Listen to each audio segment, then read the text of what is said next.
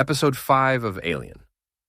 Earth shifts the narrative in a bold way, taking viewers back to the doomed voyage of the USCSS Maginot to uncover the true cause of its catastrophic crash. From the series premiere, audiences knew fragments of what happened. Several alien specimens collected by Weyland-Yutani scientists had broken free, unleashing terror on the crew.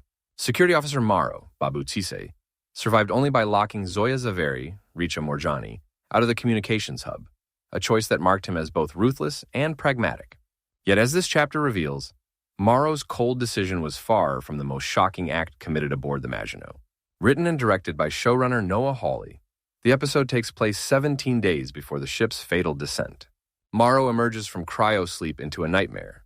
Both the captain and science officer have been attacked by facehuggers, leaving the chain of command in disarray.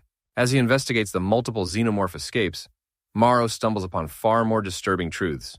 A saboteur within the crew is secretly working for Boy Cavalier, Samuel Blenken, while tensions between the rest of the crew have reached breaking point. Zaveri is engaged in an affair with Bronsky, Max Reinhardt.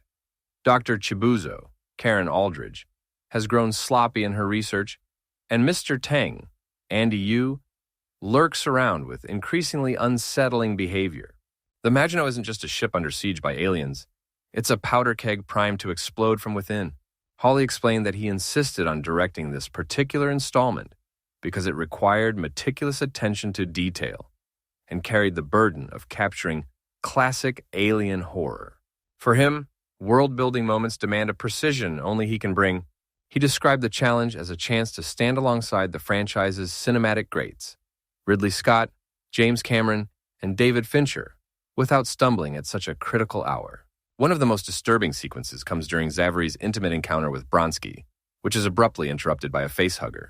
Actress Richa Morjani explained how the scene deliberately blurred the line between passion and violation, amplifying the terror. Hawley called it a classic horror movie cut, designed less for the characters and more to shock the audience, jolting them into a heightened state of adrenaline for the remainder of the episode. Another chilling subplot involves the ticks, a new alien species introduced this season. These creatures engorge themselves on human blood and reproduce in an unnerving way by planting eggs in drinking water. When Dr. Chibuzzo carelessly leaves one unchecked, the deadly parasite finds its way into the crew's supply, sparking more deaths.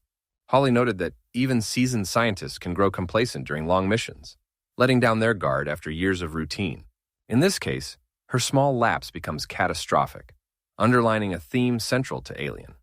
Hubris and human error are often deadlier than the monsters themselves. Then there's Mr. Tang. His creepy demeanor, intrusive staring, and secretive actions raise questions about whether he's merely a deeply unsettling man, or perhaps something more sinister like a synthetic. Hawley declined to give a definitive answer, but his ambiguity plays into the franchise's tradition of paranoia. The idea that you can never fully trust the person beside you in space. The climax builds to a chaotic battle on the bridge, where Zaveri, Morrow, and the remaining crew find themselves trapped between a xenomorph and another alien entity, the I-Midge. The tension escalates rapidly with betrayals, failed surgeries, and desperate shootouts piling on until survival seems impossible. In one jaw-dropping moment, Shmuel, Michael Smiley, under control of the I-Midge, launches himself at a xenomorph in hand-to-hand combat. It's a scene Hawley described as everything wrong in your brain, absurd yet exhilarating.